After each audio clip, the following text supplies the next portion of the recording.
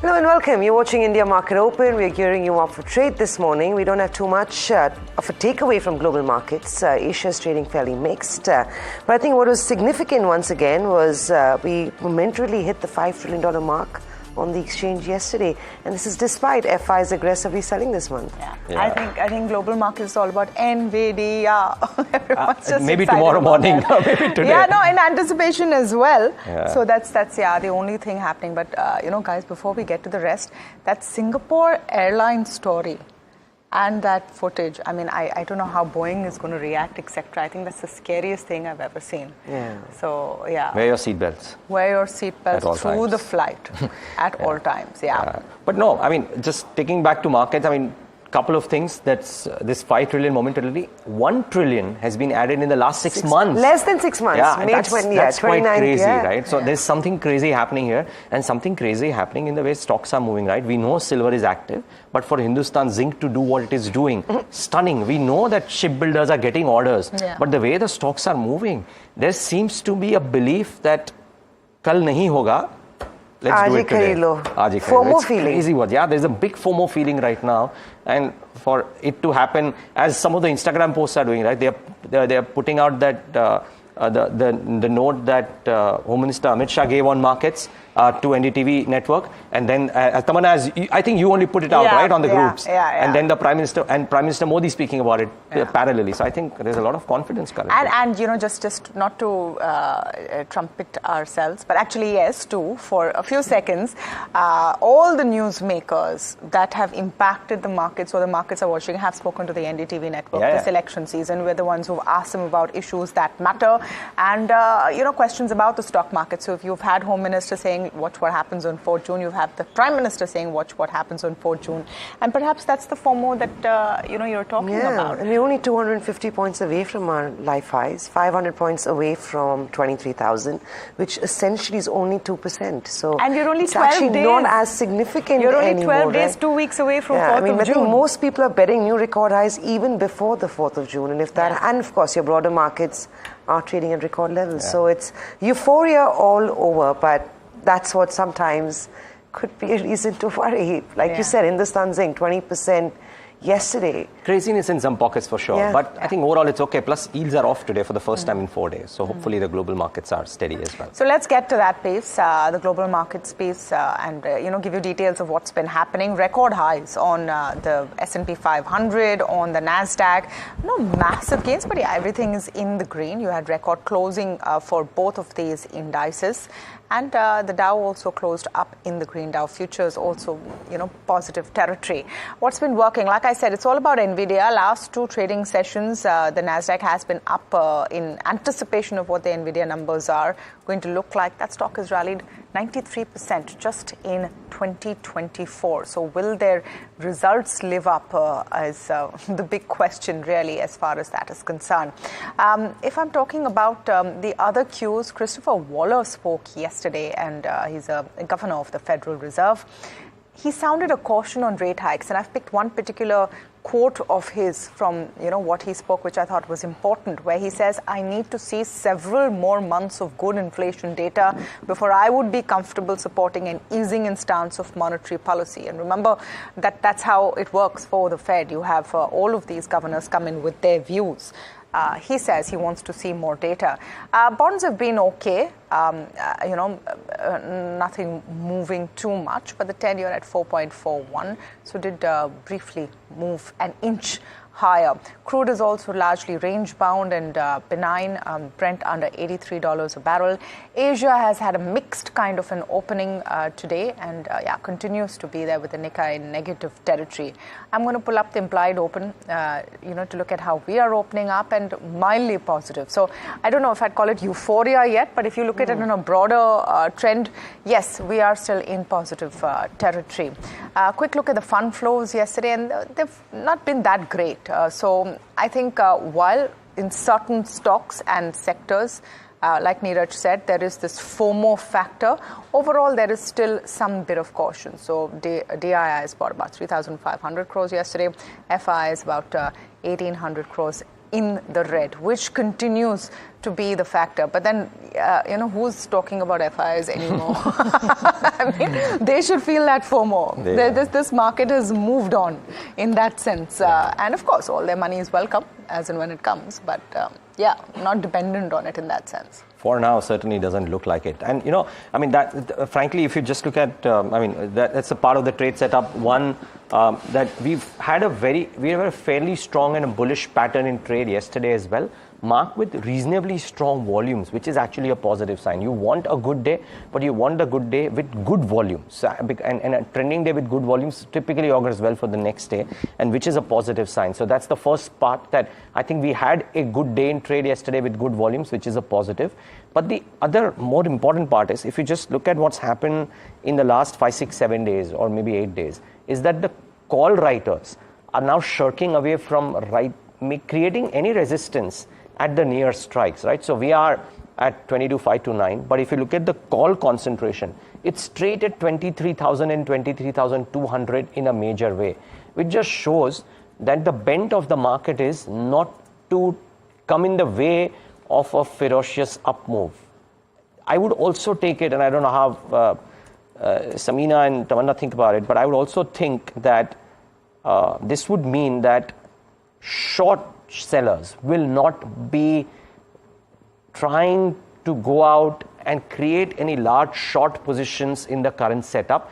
And the absence of sellers is also a very big trigger for the market to move up. Typically, the market is sluggish or moves rationally if there is equal and opposite participation happening, but there is a strength in one end of the market, be it short or the long side. Here, we are seeing typical behavior of short sellers not wanting to create any near-term short positions, and evident by the call positions that are being set up. So one would presume that the absence of people who are going out and shorting the market is also a positive for the uptick to come in. Because they got burnt.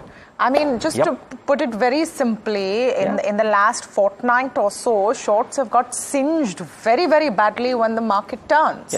So you've been caught, with the tide flown out, and you're sort of stuck there. Which is why you're scared, right? You don't want to come out in the way of, a rolling stone per se, because you just are scared of what could happen to your money. Eventually, you're in the market to make money, not just necessarily to create positions. And frankly, commodity stocks may pause today, yes, and we'll talk about it in detail on the editor's cut. But even if they pause today, I think the bent of the market is towards some optimism there. Maybe not in some of the crazily valued stocks, but there is no saying why some of these stocks cannot continue to do well, even if they pause. We were talking about it on yesterday's trade setup too. Who would have anticipated a 6-7% up move in a Vedanta and a Hindalco, for ferrous companies to do well, and for a Hinzing to go up 20%? Even if you avoid that crazy move in Hinzing, just the moves that some of the commodity stocks are doing are just so exceptional that it won't stop in a day. Maybe there is a pause today because they've done so well yesterday, but everybody's constructive on the commodity stocks even now. Yeah, absolutely.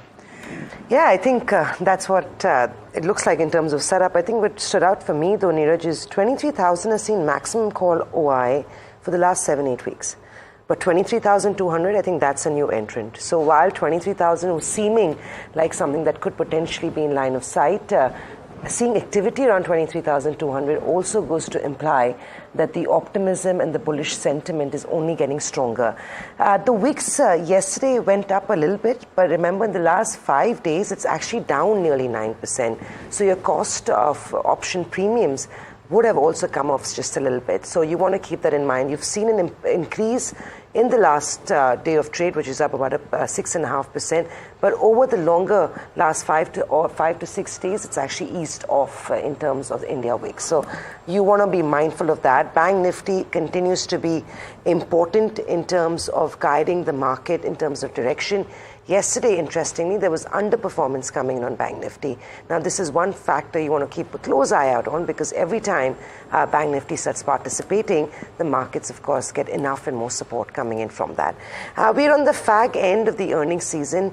Lots of important earnings that will be coming out in today's day of trade. But just to take you through what we've seen between yesterday's close and this morning's open, top of the list is Action Construction. This has been a favorite of D Street, and for good enough reason, right? Very, very interesting business model. Not too much in terms of listed peers. Very good quarter for the company. The stock was up 6% even before it reported its earnings. So the street was anticipating a good quarter from Action Construction. The revenues were up a whopping 36% to come in at 836 crores. This is, of course, a YOY number that we're comparing. EBITDA came in 77% higher at 130 crores. Margins were at 15.5%, so very big expansion coming in on the margin front on back of operational leverage, and net profits came in at 98 crores versus 47 crores. So strong growth, over 100% higher in terms of reporting, at least in terms of net profit. So could be another very strong morning for Action Construction in today's day of trade. The other one, interestingly, is JK Tyres. The company's earnings quarter on quarter may not look fantastic, but what they do look really good is on a year on year. Top line largely flat, even YOY up about 1.8%, but quarter on quarter their profits have actually declined on back of what we are seeing is that in this quarter, the fact that you had lower commodity prices and operating leverage, lower interest costs has actually helped the bottom line for JK Tyre. What we did see though is from March onwards, commodity prices started inching up, on back of which JK Tyres has undertaken a price hike.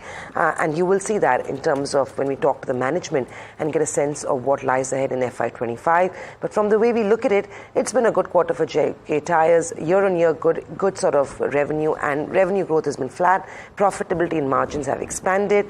They've talked about a 1,400 crore expansion plan in FY25, which could potentially get the markets quite excited. Well, the other one that's a good quarter is GE T&D India. They've reported a strong growth on back of exports. In fact, very strong, with 30% higher in terms of top line. Growth was led by exports. Margins have also expanded significantly, coming in at 12.1% versus 4%. Now, whether this is an aberration or this is going to be sustainable going into FY25 is what we should understand from the management. But lower interest costs and strong operating performance is what's actually led to that.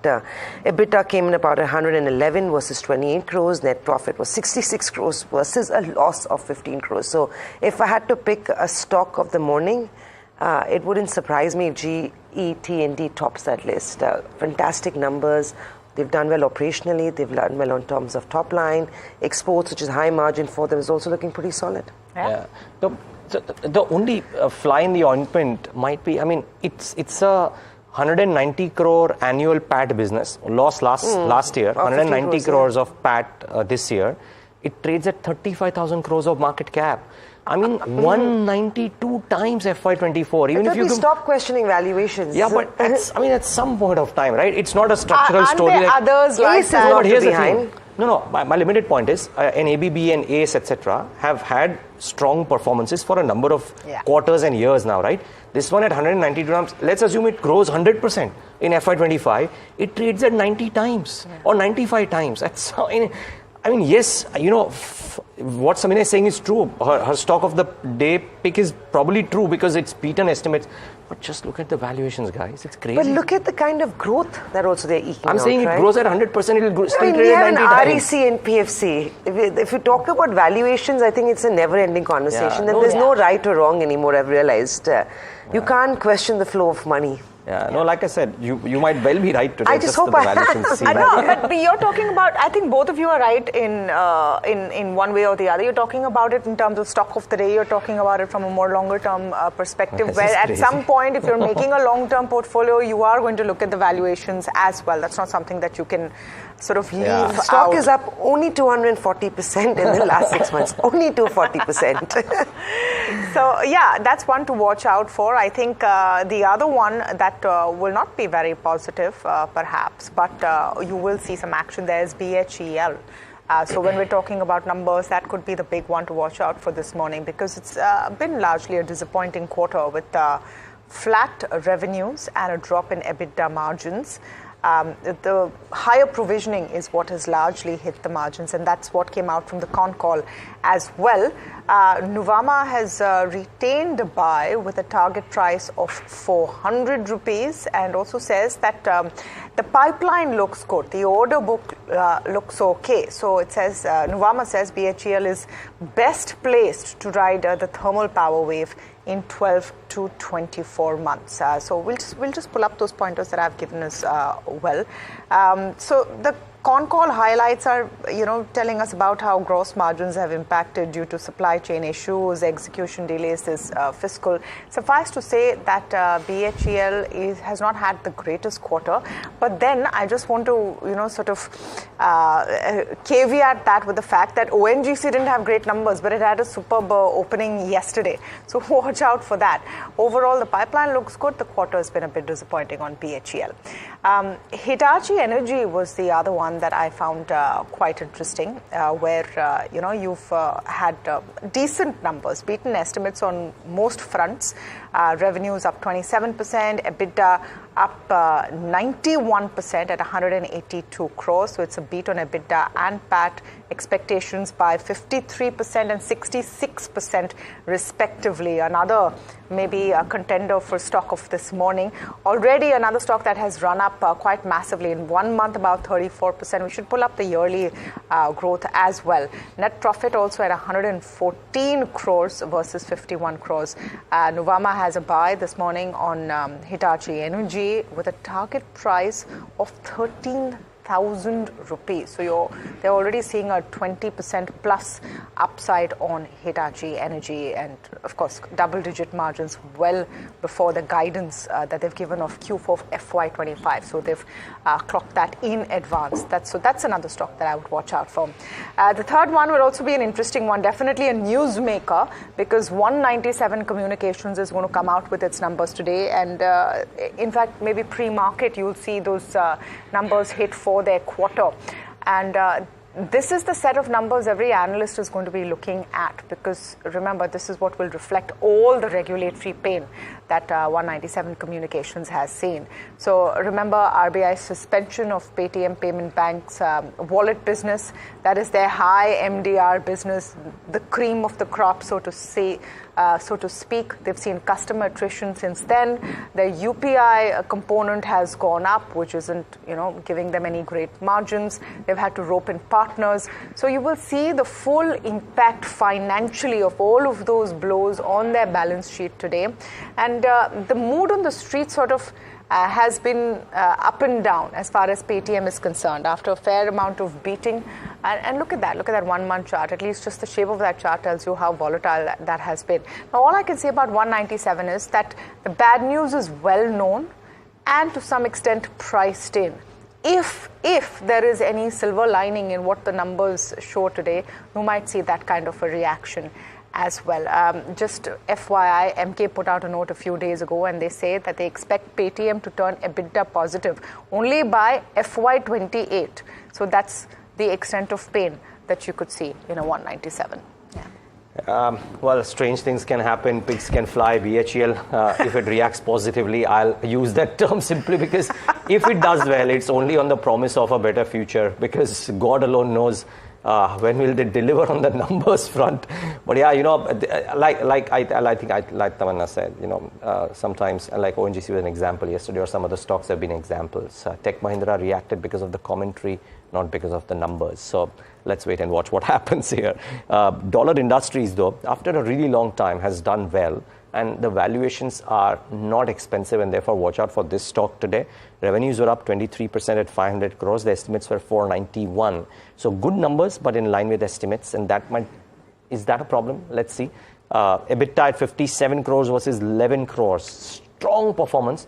The estimates were 54 crores, and margins too.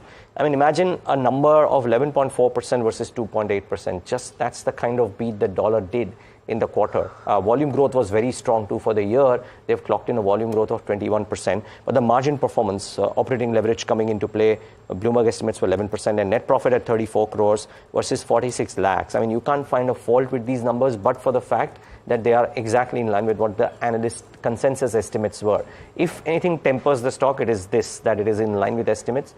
But cheap stock, which has delivered numbers, Let's see what happens to dollar. Let's see what happens to the space too. I mean, watch out for Lux and watch out for some of the others. A lot of marquee investors have gotten into those stocks. So that's first. Lakshmi Organic is the other one, which has delivered a bit of a surprise, you would argue, because you don't expect a chemical company to surprise so positively, and Lakshmi's done that. Revenues up 8.4% at 792 versus 730. The estimates were 712, which is fine. But on the margin front, the estimates were 8.4%. The corresponding quarter was 7.9%. They've delivered 11.4% as Lakshmi Organic. PAT up 82% at 44 crores versus 24 crores. The estimates were 28 crores. Handsomely beating estimates. Again, a chemical stock which has done this. So may react positively. Let's wait and watch. And what will definitely react negatively, that's the third stock on my list, is GSFC. Horrible numbers, but that's the template for all fertilizer companies. Capped upside on, or capped end product prices, rising raw material prices, no subsidy or lack of subsidy impacting them. Revenues down, margins down, PAT down, will react negatively, very likely. So watch out for this one as well. That's the first list. Anything else, guys? I have a couple. I wanted to talk about Metropolis. I thought that was interesting, decent numbers on Metropolis, and management announcement as well. Niraj Shah now becomes chairperson. So revenues came in at 331 crores, 17% up. EBITDA at 80 crores, that's about 13.8% up. So decent on the numbers as well. Margins have squeezed a little bit, but okay, not too bad. And net profit at 37 crores. So Metropolis is one to look out. The space has also been interesting. The other one was ONGC. I'm coming back to ONGC because yesterday as well and today you've seen reports, and all the brokerages not very excited about what's happening with ONGC. Nuvama has maintained a reduce and set the target at 210 rupees, which is a fair downside from where it is currently. So ONGC managed to close up in the green yesterday after all of that up and down. The windfall tax to deprice the firm of any incremental benefit amidst high crude prices is what the take is from Nuvama. They also say APM gas pricing is pegged to 10% of Brent, also caps potential supernormal profits. So I don't know how much ONGC's run will continue, but that's one I'd watch. Just a couple of other result boys, if you will. So one of them is Gulf Oil Lubricants. Revenues up 9.8%, but margins expand a little bit. On that base, from 11% to 13.5% is good, and as a result of which a 40% uptick in PAT, 87 crores versus 62 crores. And one small stock, don't know too much about it, must confess, but Suyog Telematics. We'll probably get the management a bit later on in the show, but watch out for Suyog, but don't know much about the business. 1150 crore market cap business, has signed a 15-year pact with BSNL for rollout of sites across India. A bit of a blind shot, but if you really want to know more about Suyog and whether it will react or no, you should stay tuned to our show because we'll get the management and ask them. I really want to know what BSNL is doing in these 15 sites. Yeah, but Suyog will tell us. But I'm just saying it might be really interesting to know what this order win is. So could be interesting. Just wanted to complete that list that I was talking about. So, sorry, I didn't know that. No. Okay, yeah. So Coforge was the other one. So their QIP has opened. The floor price is approved at 4,531 crores. That's a bit of a discount to the stock's close. So watch out for Coforge. And just one in the IPO space that I wanted to mention, which is Office Space Solutions. Their IPO opens today. It's I was describing it to Sajid as the Desi WeWork. So it's a flexible workspace company with a price range of 364 to 383. I thought this was interesting because after all of the changes around COVID in the last few years, I don't know how much of an appetite there is for a co-working space, but that's one that I would watch. You've also got, you want to finish your list? No, I'm done. Yeah, just a quick mention. You've got a bit of a block deal that you want to watch out for this morning. It's on Apollo Tyres. Warburg Pincus is looking to sell about 3.5% stake. So you will see that stock quite active in early minutes of trade. You've talked about a bunch of earnings, guys, but a few other smaller ones. You had Morpen Labs that recently rather reported numbers yesterday. The stock, of course, is a very small one. So it's a micro cap mention, but nevertheless important because you will see it react to its earnings just like all these small companies usually do. Their profits have jumped 250% to 29 crores versus 8 crores, and revenues have also gone up about 16.5 crores. We talked about Tilak Nagar Industries and talked about a lot of the alcohol businesses and how the stock has actually done well in terms of stock performance, but the numbers were a huge disappointment.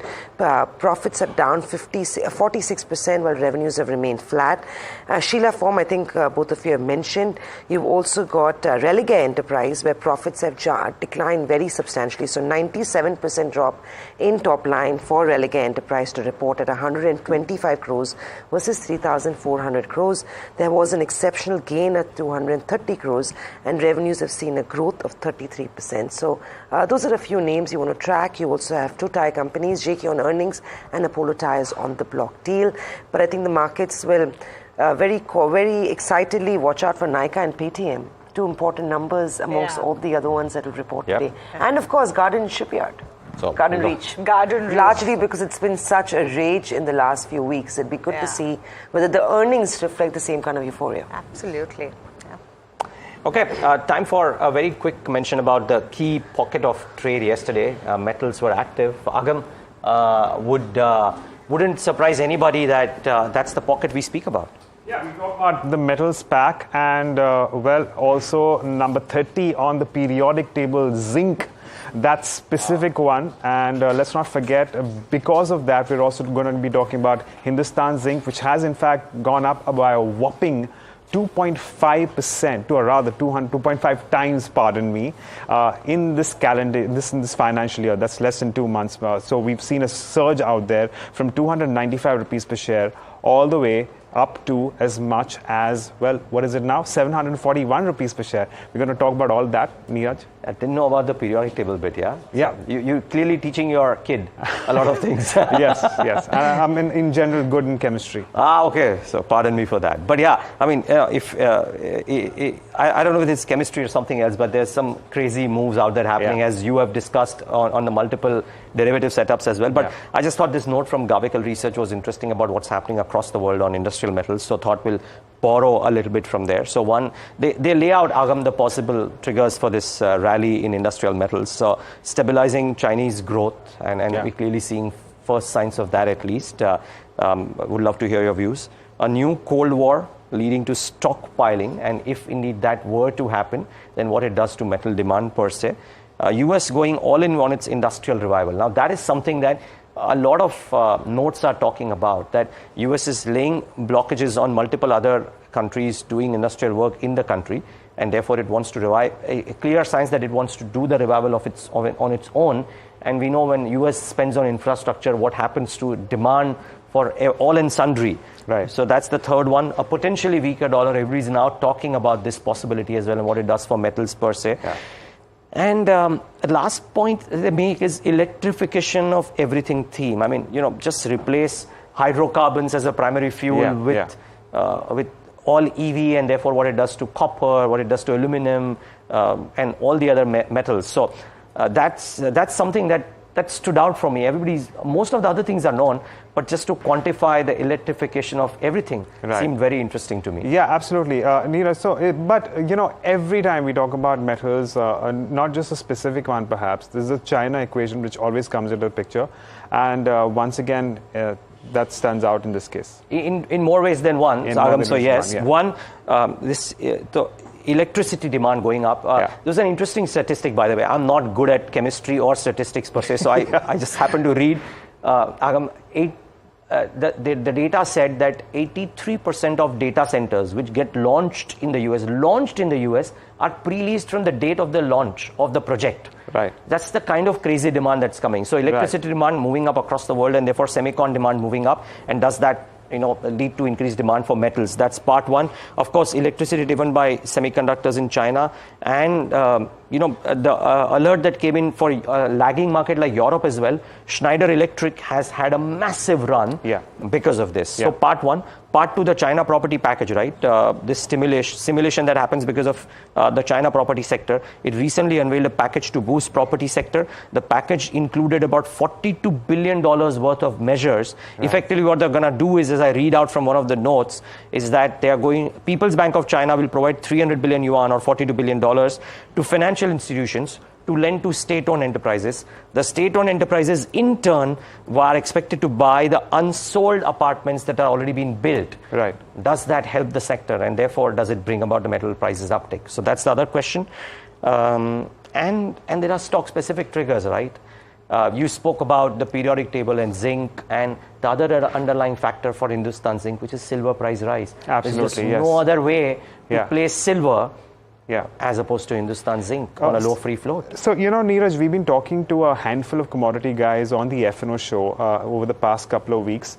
And every single time, there are two metals which stand out in terms of bullish bets. One of them is copper, and the other one is, of course, zinc. For good reason, for many reasons that you've already enumerated. I'm actually looking at the chart for Hindustan Copper as well. Of course, Hindustan Copper and Hindustan Zinc are the two companies which have done the best over the course of the last, 1.5 months. And it's the same for Hindustan Copper as well. It hasn't done as well as Hindustan Zinc. But if we just talk about Hindustan Zinc here, there are stock-specific triggers as well. Yeah, so for Hinzing, Vedanta, Hindalco, everybody's now citing those individual reasons as well, aside of the moving up rally. So in Hindustan Zinc's case, as you said, the bullishness in zinc prices plus silver, and no other way to play this. Also, a very low free float. I think the free float probably out there is 3-4%. So it's a very low free float which can propel the stock higher. Vedanta, indirect beneficiary of Hindustan Zinc, as well as all the other measures that it is talking about. So that's the other piece. Hindalco, amongst everything else that's happening in aluminum, also the Novelis IPO in September, they've declared it. So therefore, that's maybe a positive. And steel companies, prime beneficiary of the property stimulus. All of that might also help. So I wonder if your regular demand supply cycles of these metals are actually coinciding with other fundamental aspects which are also playing in favor. Under those circumstances, of course, I reckon that a lot of market analysts would be even more bullish based on the prices and the kind of traction that we've already seen in these companies. Entirely possible. But there you have it. That's the upcycle on metals, something that's been identified by Niraj, of course. So we're going to continue to give you updates and also track a lot of these metal counters through the course of the day, perhaps give you more of a fundamental view, besides, of course, a lot of technical analysis that does go through, not just in the commodities, but also the equities behind these commodities. We'll continue to give you an update on that. And on that note, it's also time to slip into a short break. And on the other side, we get you all the action from the futures and options space. Stay tuned. Back in just a bit.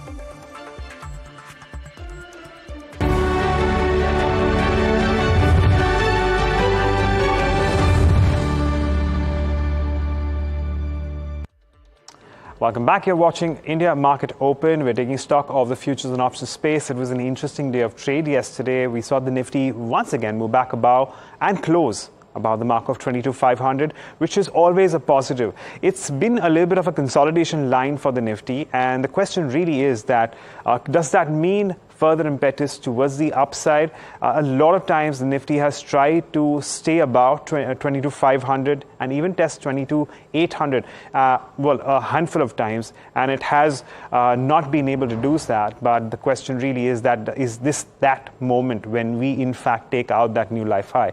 Now, as far as yesterday's day of trade is concerned, we really didn't see as much traction when it comes to the future space. As you can see, no change in OI. The Bank Nifty, again, that was a relative laggard. In fact, the underlying came off by around 0.3%, and again, a very little change in open interest. But we are talking about the options market out here, and considering the Nifty moved higher, we did see a lot of writing around the 22,500 and 22,400 puts. Those are the strikes which were significantly active.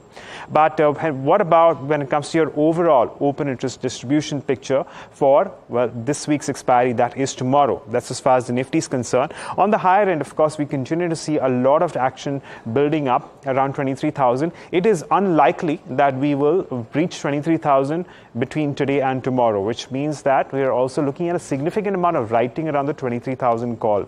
That said, a lot of things could change because we're about 2.5% away from that mark. So you never know. And you can't really rule out a lot because we are certainly in very volatile times, and the India Volatility Index sustains above the mark of 20 at the moment. Of course, on the lower end, we continue to keep an eye on 22,500 and 22,400. That's where we're seeing a little bit more accumulation around puts.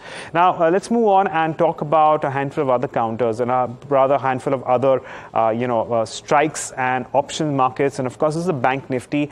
Now, Bank Nifty, as I was mentioning, has been a little bit of a laggard, which means that it is seeing a significant amount more in terms of call writing as compared to puts being written at the moment. That could, of course, change over the course of the day. But for now, we're keeping an eye on 48,000 and 48,500. These are the two marks where we have a significant amount of call writing. And these are also round numbers. So psychologically, it does come to that when it comes to placing bets for a lot of traders. But we are also considering the 6th of June expiry.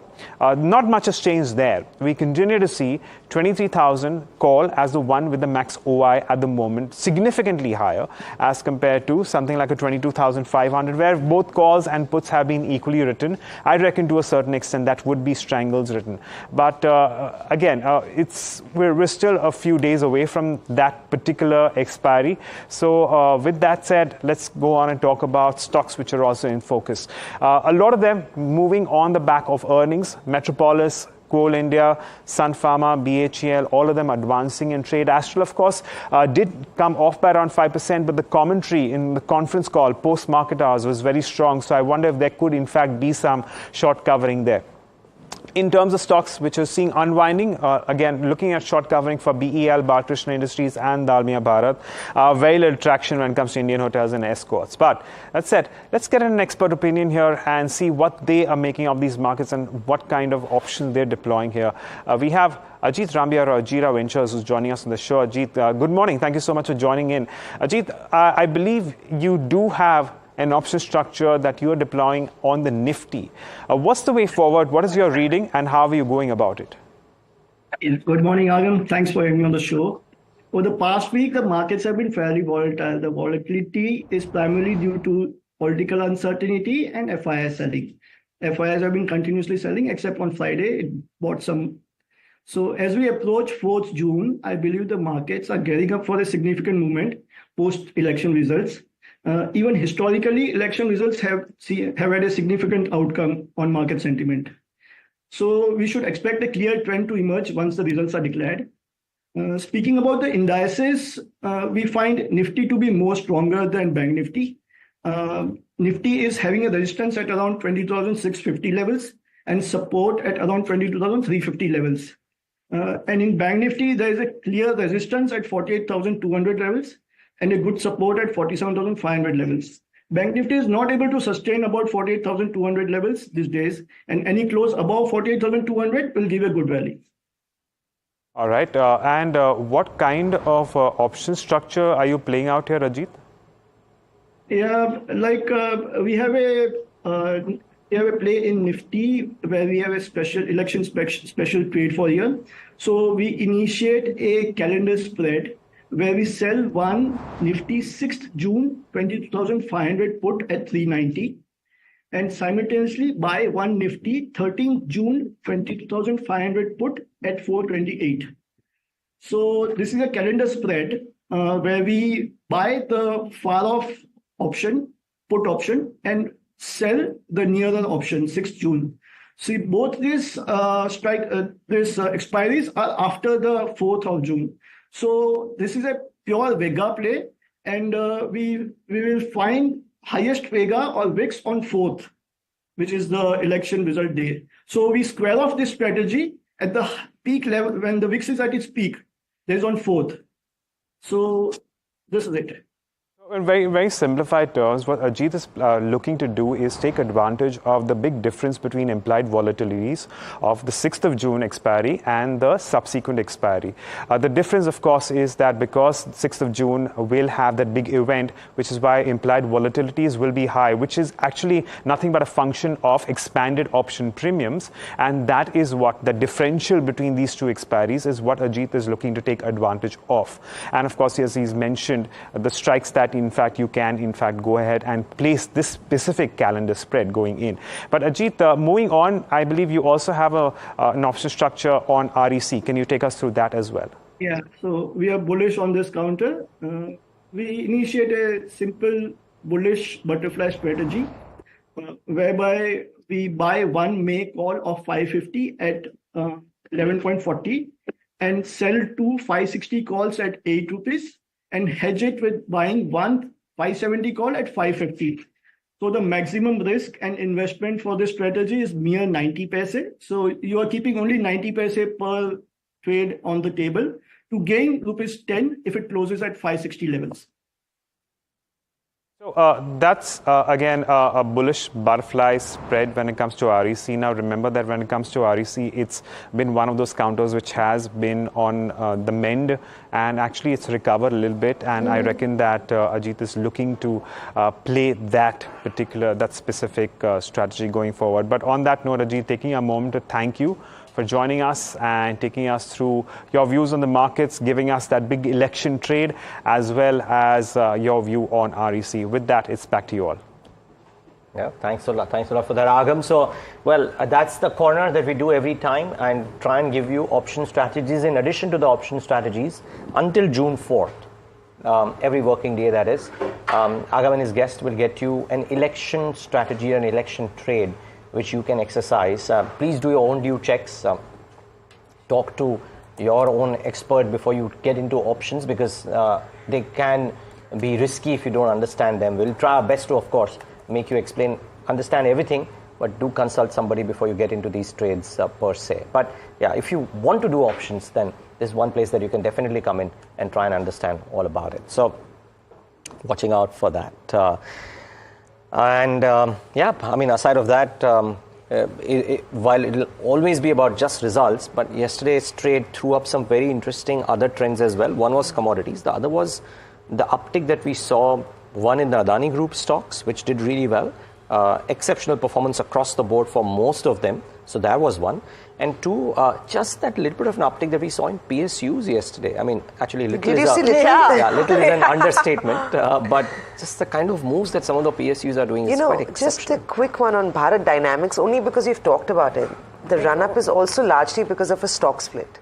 This was announced in April, but I couldn't for the life of me understand 50% gains in a week. But it's not only got to do with fundamentals, there is an event, and hence the counter has also ran up. So yeah, PSUs are definitely in flavor, but I just want to sound that note of caution that you were mentioning. A, valuations, B, how much more of an uptake, and then if you look back at that, you need to ask Modi ji, because they say the bull run is starting on the 4th of June. Yeah, but if you look back at the quarterly numbers, then not all of them have had very robust balance sheet at the end of the day. Profitability, margins, all right. Everyone has a great order book and pipeline and everything. Yeah. But not all of that. HAL, of course, the exception there. And the valuations are a concern. In most of these cases, maybe they are not as indebted as some of the private guys. And as Abhay Agarwal was saying yesterday, that how many companies will have the ability to execute defense orders the way some of the PSUs do with the 25-30 year experience that they have. But nevertheless,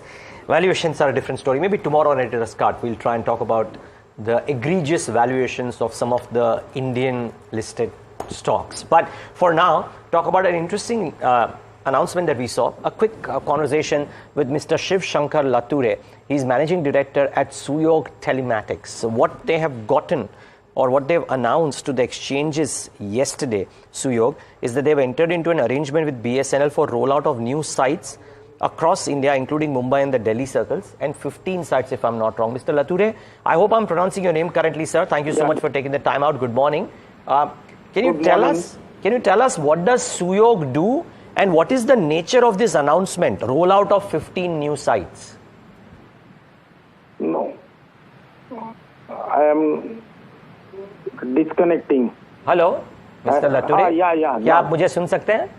अभी सुन रहा हूँ. अच्छा, शिवशंकर जी हमें बताएं कि ये सुयोग telematics करती क्या है और ये जो अनाउंसमेंट आपने किया है कि आप BSNL के साथ 10 साइट या 15 साइट रोल आउट करने वाले हैं, उसका नेचर क्या है? 10-15 नहीं है, वो 10 years and 15 years पीरियड ऐसा है वो. ओके. First of all. हाँ जी. ओके. यस. सर, सुयोग टेलीमेटिक्स इंफ्रास्ट्रक्चर कंपनी है. Okay. Infrastructure company like Indus, ATC, like that infrastructure service provider है हम. पूरा ऑल इंडिया प्रेजेंट है हमारा. और अभी जो हमारा एग्रीमेंट हुआ है, सुयोग का बर्थ ही EPC contractor as a BSNL हुआ था. 15 मीटर टू 100 मीटर हाइट्स के टावर हमने BSNL के लिए 1995 से 2005 तक किए हुए हैं. अभी वही सब रोल आउट IP मॉडल में हम लोग BSNL के लिए ये जो अनाउंसमेंट हमने किया है, कल हमारा agreement with BSNL Delhi headquarter में हुआ है. अभी इसमें हम लोग पूरे ऑल इंडिया में 2000 का रोल आउट प्लान कर रहे हैं for 2024-25 and 25-26. We are strong capability to deliver the goods. So we are expecting this huge profit margin is also there in BSNL. Okay. Because हमारा जो सिस्टम है already existing 5000 site all over India है. Right. इसी के ऊपर second tenancy करके BSNL आने का पॉसिबिलिटी भी ज्यादा है. Got it. जो ऑलरेडी हमने कलकत्ता, वेस्ट बंगाल एंड ओडिशा में हमने ऑलरेडी किया हुआ है. Got it. So Shiv Shankar ji बताएं हमें, ये जो कॉन्ट्रैक्ट है उसमें एनुअल रेवेन्यूज कितने हो सकते हैं? What is the potential of revenues for you as a company because of this BSNL order? ये BSNL का अगर हम 2000 साइट करते हैं तो पर मंथ हमारा 4 करोड़ से ज्यादा का मंथली रेवेन्यू होएगा. Okay, so annually you could clock in about 50 crore of revenues. Yes sir. And this will start, ये अभी ये महीने से चालू हो जाएगा? जुलाई एंड के बाद चालू हो जाएगा. जुलाई एंड के बाद, कोड ऑफ कंडक्ट के बाद. सो लेट्स अज्यूम आपको 8 महीने का रेवेन्यू मिलेगा. So about 30 odd crores on a revenue base. आपने 170 करोड़ का रेवेन्यू किया था FY24 में, उसमें 30 करोड़ और ऐड हो जाएगा. Yes sir. Okay fine. और इस लास्ट क्वेश्चन, आपने बताया इसमें प्रॉफिट मार्जिन काफी स्ट्रांग होता है. क्या प्रॉफिट मार्जिन होगा इसमें? अभी इसमें है सर 2 टाइप का मार्जिन है. एक तो हम लोग न्यू साइट लगाएंगे और दूसरा जो है एग्जिस्टिंग हमारा जो पोर्टफोलियो है उस पे अगर ऑपरेटर आता है तो इंफ्रास्ट्रक्चर कॉस्ट काफी कम लगेगी. और न्यू साइट के लिए तो मिक्स कॉम्बिनेशन करके हमारा प्रॉफिट मार्जिन जो फिलहाल जो सुयोग का चल रहा है 65% EBITDA एंड 30% नेट प्रॉफिट होएगा. हाँ, और वही मार्जिन रहेगा ये नए साइट में भी, right?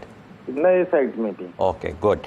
Okay, Shiv Shankar ji, all the best to you. Thank you so much for taking the time out and being with us and giving us your thoughts. Thank you very much, sir. And that's a small company, but hey, I mean, the revenues aren't impressive. I mean, thus far also they've done 170 crores, but they aren't impressive. Crores. They aren't, because I mean, it trades at 1200 crores, so it's already trading at 6 times revenues per se. But the margins are great. At 63 crores of PAT, they are trading at about 20 times. And if I do a back of the envelope calculation on a 30 crore revenue addition, if they do clock in about this 30-40% PAT margin, that adds about 12 crores to the existing PAT. not bad. Yeah, I think maybe a deeper dive warranted on who else are their clients apart from BSNL, etc. But all right, so that's one interesting story this morning. Let's go across for the larger view to Mayuresh Joshi, who's joining us today. He is HOR Market Smith India. Mayuresh, good morning to you. Great to have you on. We have Aditya as well. As I can see, Aditya Arora, founder and multi-asset research analyst at adleatic.in. All right, Aditya, let me start with you on, where you see, and let me pick up the key stocks which have been buzzing since yesterday, apart from just indices. Let me come to Hindustan Zinc. Let me come to Vedanta, your firecrackers of yesterday. Do you see that sustenance there? Very good morning to you and to everyone. Look, I think markets are looking good, neutral to positive, I would say. And the important thing to note is that FIs are unwinding now the short positions in index futures. That's what we saw yesterday in the data. So now the momentum should start, picking up, and market is also discounting good numbers. So the view on the index is neutral to positive on Nifty and Bank Nifty. And if we talk about metals, then yes, this had to happen because commodities were doing fantastically well. Look at zinc in MCX, it's roaring since last 3 days. Look at copper, look at silver, look at gold or nickel, or internationally also few days back. All the metals, commodities on Shanghai exchange was plus 5 to 7%. So yes, when the intrinsic commodity is going up, this momentum will definitely trickle on stocks also. So yes, this momentum may, continue, but I think this is the later stage of the rally because we also saw some profit booking in commodities. Hence, I think one can maintain positive bias, but Hindalco hasn't participated in the rally. So that stock could do well. And second one, Hind Copper, which was in ban, so hence that stock didn't participate. That stock could do well, but overall the outlook on metal stocks is positive, and one should keep the exits close as the momentum is very high. So the overall view is positive. Hindalco, I know, is one of your picks for the day as well. Aditya, what are the levels you're setting for Hindalco? I had created an option strategy for Hindalco. So for that, 695 call is a buy at 16.85. 705 call is sell at 12.75. Maximum loss potential is 5740. Maximum profit potential is 8260. And if I talk about the levels on the stock, then I think yes, 2 to 5% up move is possible in this counter and even beyond. Yeah. Mayuresh as well is joining in with a fundamental view on the markets. Mayuresh, how are you feeling about metals? I mean, the rally there is a little surprising. Hindustan Zinc eking out 20%, Vedanta, massive run up there. Do you feel like it's a space that you want to start investing in with all that talk about, stimulus coming in from China? Anything that you like here, really? Morning, Samina. I think a lot of factors at play here, specifically for the entire metal universe. One, I think there is a big hope of the Chinese stimulus that is expected to come through. We've all seen China struggle for the better part of the last year and a half.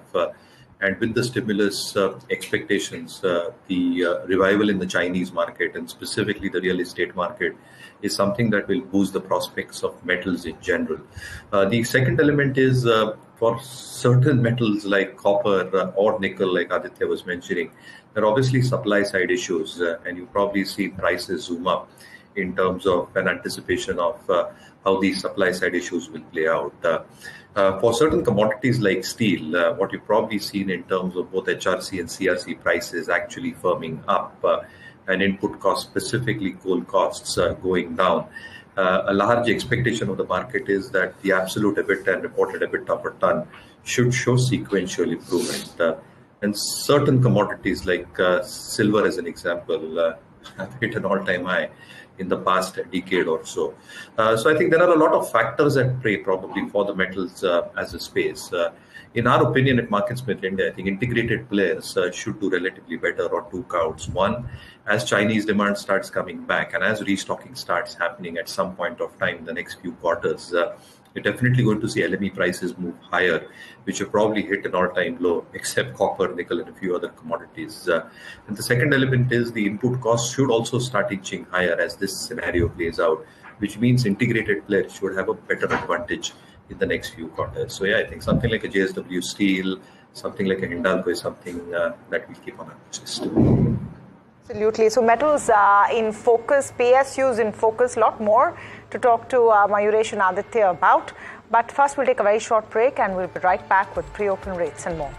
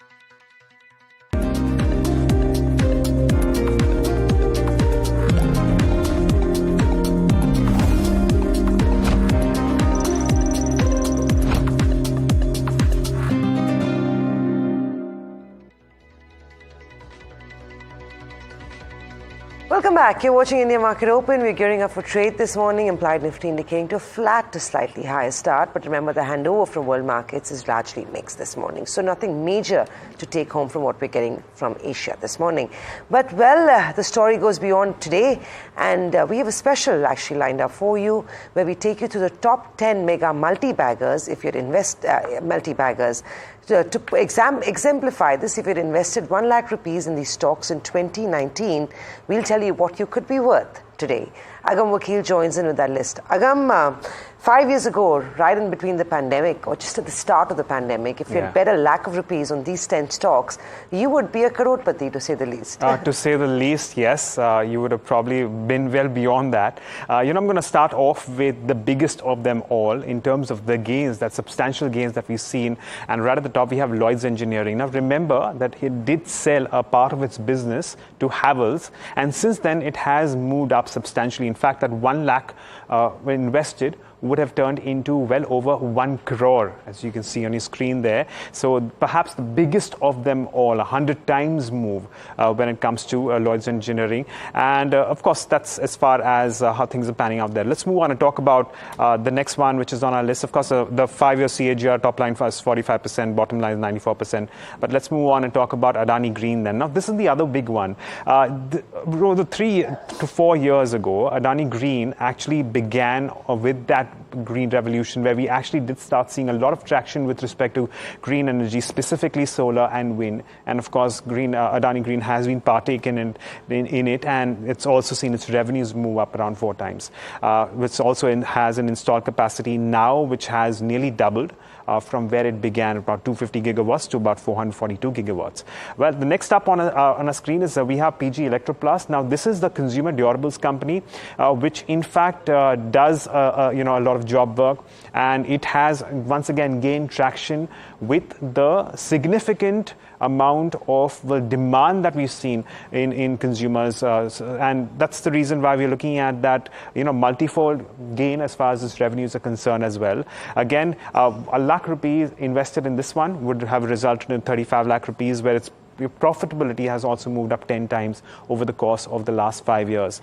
Moving on to Ratan India. Now, this one is again considered an auto ancillary because of the products it provides. Again, a lakh rupees would have turned into 35 lakh rupees had you held it for these last 5 years, where we've seen a substantial up move in terms of revenues. Look at the revenues and the way they have moved. In fact, it's also acquired Revolt Motors back in January of 2023, and that has further led to that inorganic growth in its numbers coming through. Well, let's move on and talk about Jai Balaji. Now, this is where we've seen a little bit of a turnaround. In fact, this turnaround has been very evident in the last 12 months. Of course, at one point in time, the company had undergone, debt restructuring, and has in fact come through its challenges with respect to NCLT, and it's currently undertaking a capacity enhancement. It's guided for about 18 to 20% EBITDA margins by FY26, and that's always a positive, especially for a company which was loss-making just a few years ago, and the turnaround is evident. As you can see, this one would have also turned into 32 lakh rupees if you had invested a lakh in there. Well, the next one on our list is Jupiter Wagons. We've spoken about this one very, very comprehensively. In fact, we speak to the management every now and then on the latest orders. The order flow is for everyone to see, and this one is a big one here. Again, the order book currently at around 7,100 crores for the year gone by. So again, a substantial up move there, with 1 lakh rupees converted into 27. So these are just some of the multi-baggers that we are tracking for you. And of course, we'll continue to give you an update. But that is what we have so far for now. With that, it's back to you all. Thank you for that. That's, of course, multi-baggers. If you'd bought any of those stocks for a lakh of rupees, you'd be a crorepati, like Agam highlighted for you in the last 5 years.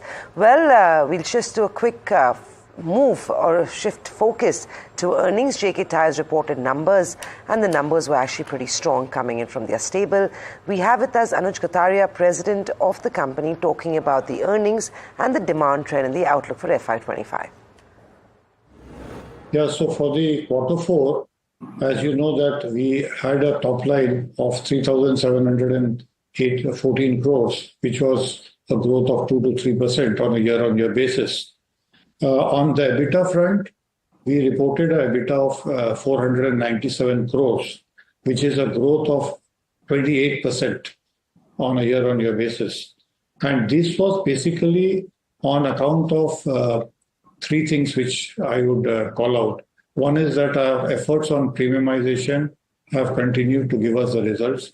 Premiumization efforts were not only in the passenger car segment, that was definitely one of the major areas, but even on the truck and bus radial tires, the premium products, the XM series, the XF series, the XT series have done extremely well.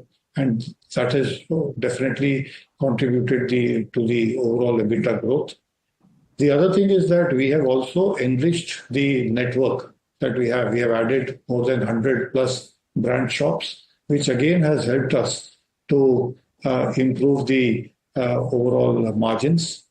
Our operating efficiencies, better levers deployed in our sourcing strategy. So all this put together has definitely helped us to expand our EBITDA margins by around 28%. Now, my next question is on commodities as well as raw materials. We saw that the company had a benefit on both these counts in the previous financial year. And we've seen that impact come into numbers for EBITDA as well as profitability in this financial year. Now, so the company has repaid roughly 800 crores of debt in this particular fiscal. It's come down to roughly 3,700 odd crores. The net debt to EBITDA has also improved to 1.75%, which was around the three times last year. What is the targeted level for this particular financial year? So you're absolutely right. The raw material prices, the basket had started going up even in Q4 of last year. We had seen some commodities going up. The trend continues in Q1. In fact, in Q1, we expect that the raw material basket would go up by anywhere between 3 to 4%. For the year as a whole, we expect that it would be somewhere around between 6 to 7% is what we expect. But again, we will have to find ways and means to negate these. We have taken in the Q1, that the quarter we are in, we have started taking price increases. We have also continued or actually hastened our efforts on premiumization. We're also continuously working on our operating efficiencies. So this is an ongoing task. But yes, this year we expect that because of the increase in the raw material prices, there would be, it would not be as the situation will be different and there will be challenges. We are sure that with our efforts on the market facing as well as the back end, we should be able to a large extent, negate the impact of the raw material. All right, so that was JK Tyre management. Look at that stock pre-market. In fact, first set of rates are pointing out to an interesting day. Hindustan Zinc once again set for a zoom about 6.5-7% up. I mean, obviously these are pre-open rates, so everything needs to settle. Or maybe I'm looking at it on BSE, which is slightly higher than these are the NSE rates that you're watching right now. So let's just get quick calls now from Mayuresh and Aditya as we go into the trade today. Mayuresh, do you expect the next few days to be about PSUs once again? What is your pre-June 4 trade looking like right now? Seems to be the case, Tamanna, for a long time now, the PSU trade. But the whole question at hand is how will they perform on the base that they have probably created? And to a certain extent, the earnings might still continue on a very strong footing. Because structurally, I think if you look at stories within the PSU basket, you look at the defense space, you look at power as a space, the order books are pretty full at this juncture, which gives revenue visibility, not just for the next year, for the next 3 or 4 years. They are executing it well. The margins are pretty decent of all these orders as well, which means huge operating leverage being created. And therefore, if they do not miss any kind of execution estimates in the next few quarters, I think the premium valuations might very well continue for these spaces. So I think within the spaces, I think PSU banks is still something from a risk-reward perspective that probably still seem to be attractive. So any decline seems to be a plausible buying opportunity for this space. Valuations also not through the roof compared to the other spaces within the PSU universe. And therefore expectations in terms of a decent loan growth coming back, deposit growth coming back to normalization levels in the next few quarters, NIM spreads probably getting maintained and coming back to normalcy, which have contracted for both the reasons aforesaid. And strong expectations in terms of asset recoveries, which will directly add to the bottom line, which have been written off and substantially provided for in the balance sheet. So I think Bank of Maharashtra, Bank of Baroda, where EPS, RS rating very strong as per markets in India, should be kept on your watch list. So I think PSU banks as a space is something that we'll monitor. Okay. Well, PSU banks it is, but I just wonder if like two pockets where the commodity rally, where the rallies are on and whether those will continue. So aluminum overnight has had a really good move, and while I know that Aditya has a long call on Hindalco, Mayuresh, I wonder if you would still be tempted fundamentally to invest into a Hindalco, into a Nalco, into a Vedanta, or the $1 million question, do you have the guts to buy a Hindustan Zinc at these valuations? Morning, Niraj. No, so as I mentioned, I think within the non-ferrous space, aluminium players like Hindalco are looking good. I think the other reason that you probably look out for is obviously how Novelis is expected to perform. And Novelis has a lot of value-add components that are now getting added, which have got added in the last few quarters, but which should keep on doing well. Obviously, the value add also comes through in terms of the follow-on offer for Novelis as well. The third aspect also, Niraj, is the entire fact in terms of the electric mobility business itself. And you probably look at the lithium-ion batteries and the casing thereof, almost 20-25% in terms of the material that is probably expected to get used as an outer casing is going to be aluminium. So I think what you probably expected to see in terms of where the prices are at this juncture, $2,100 per ton on LME, the inventory levels are at an absolute low level across the globe. And as demand starts coming back slowly and steadily, my own take is that LME prices should start inching higher. The advantage Hindalco has got is in terms of its alumina mines, as well as the bauxite mines. And therefore, integration to a large extent will also start shielding any kind of inflationary impact that one might see in terms of input cost inching higher. So I think there is a case to be made for Hindalco stroke Nalco. In zinc, I think it's more a play in terms of what is probably happening with silver at this juncture, what you've probably seen with copper also moving higher, and expectations of lead as well, which is an equally important component in terms of their entire mobility business. So yeah, I think the momentum might continue, but structurally, I think Hindalco on declines probably looks good. Hindalco looks good. Technically, fundamentally, the stock is looking solid. And like Niraj said, aluminium prices are up quite sharply. Hindalco itself was up 4% yesterday, up 7 to 8% in the last 5 days. But it seems like it could continue to move higher from these levels as well. Well, we've got a whole bunch of stocks to talk about, but as always, let's go over to Harsh with the top brokerage notes for the day. Harsh, over to you. What do you have this morning? Well, first off, Morgan Stanley on, very interesting, on BHEL.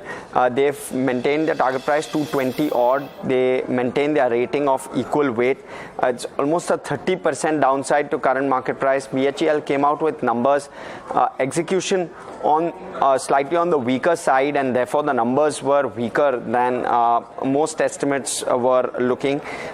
In terms of key observations from Morgan Stanley, first off, cash flow from operations negative, but that's largely because of net negative working capital. Again, receivables being the pressure point where cash flows was concerned. They've won orders, of course, 78,000 crore worth of orders in FY24, and their order book now at 1.32 lakh crore. 10 gigawatts of more orders expected in FY25 as well. So the order pipeline decent. But the key point now is going to be on execution. So risks to upside from here. One, a sharp contraction in receivables, stronger free cash flow could prove to be positive. Stronger ordering, better demand, self-sufficiency, that's another point where Morgan Stanley believes there could be upside. Faster adoption of new environmental norms, of course, government intervention required there, or Supreme Court intervention for that matter. Positive control on fixed costs could obviously pose another positive, and a reduced adoption in renewables could also be a positive for BHEL.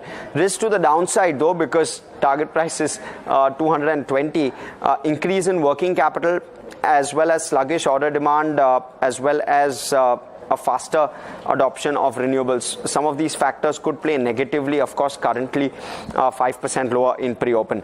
Let me though quickly switch over. Hitachi Energy, very strong set of numbers. Double-digit margin guidance expected was in Q4 of FY25. It's come in already Q4 of FY24. And therefore, the margin recovery has kicked in. They've clocked 10+% margins, a 15% margin product, which is the HVDC. Expected order wins from that in FY25 and 26 expected to be in the range of 4,000 to 4,500 crore. That could be a key positive going forward. They've revised their EPS estimates. This is Nuvama. They've in fact doubled the target price, first off, for context, from 6,500 to 13,000. That's what's got this note on my radar at least. And what they've therefore done is they valued Hitachi Energy at 60 times EPS versus the 48 times earlier.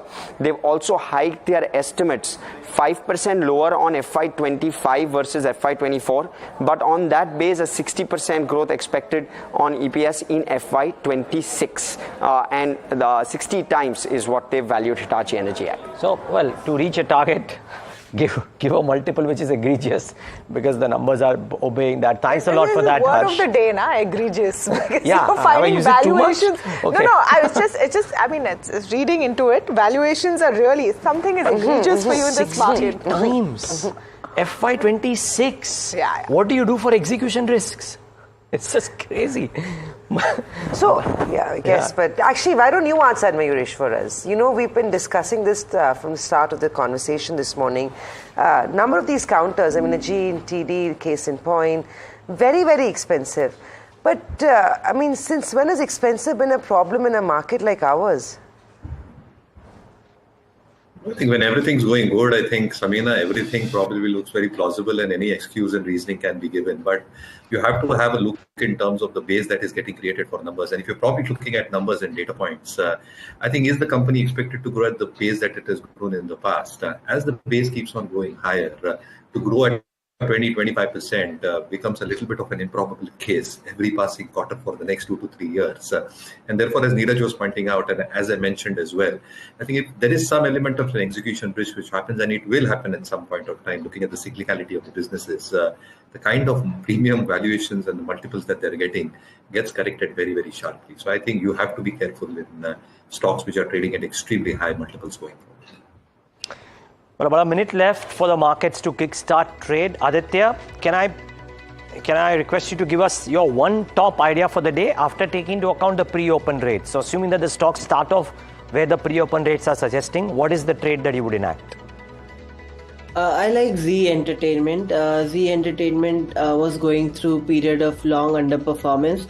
I think that underperformance is expected to reverse as suggested by the charts. There's good volume. There are good volumes on the charts, so that suggests some strong hands are accumulating this counter ahead of a breakout.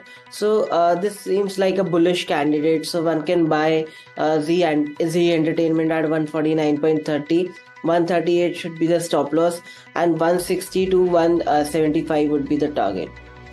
Okay, 12 seconds left for the markets to kickstart trade. Remember, the Paytm results are out as well, and we'll of course talk about that. A loss which is much higher than the corresponding quarter. But here are the first rates on the market, the more important number that we are looking at, and let's see how the markets are starting off. Well, about 20 odd points, so no big shakes there. Wonder if the mid caps and the small caps, the bank Nifty, of course, deserves a mention first, and then the broader end of the spectrum, about 1/3% or slightly more than that for the mid cap index. If the small, closer to 0.5% actually for both the mid caps and the small caps. So the breadth continues to be okay on open. Metals, just pull up the Nifty metal index once before we get to the heat map, and let's see what's happening there, because that was a big mover yesterday. For now, in line with the small caps maybe. Let's pull up the heat map and show you what's moving and what's not. Well, a lot of green, very little red. I want to start with the green first, though must say not one stock is over 1%. So that's the other thing. Dr. Reddy's, maybe the top gainer. ONGC gains. There is an upgrade by Nomura today to a neutral rating for ONGC. There is strength in Coal India, Tata Steel, JSW Steel. So clearly metals doing okay. We're seeing Adani Ports take off from where it left yesterday, another 0.5% for that one as well.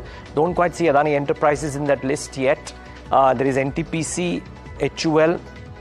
So actually not too much, but for a Dr. Reddy's, Tamanna, which is doing well. It seems to be a broad sense of green without any key winners emerging, save for a Dr. Reddy's today. It's like pushing the snooze button on your trade right now. It's a complete pause in taking any real risks from what is very clear. I just want to pull up the broader markets very quickly, and of course our eyes on that Paytm number, which we'll come to in a bit. Broader markets not doing as badly, a little more, I would say, signs of life on the mid cap and small cap compared to the indices. But like yesterday, the action is stock specific and not necessarily the indices. So let's look at that and what's what's happening there. Hindustan Zinc top gainer yesterday. Stellar performance on the markets yesterday. Does that continue is what we're looking at, and not bad at all, about 6.5-7% up. If I could just get that screen to face me, that would be easier. Apollo Tyres is the other one that I wanted to see this morning because you have the stake sale by Warburg Pincus coming in at about 5%. Hitachi Energy was on our stocks to watch list as well. Good numbers. Your brokerages are excited about it as well. Q4 above estimates, and that's about 5.5% up.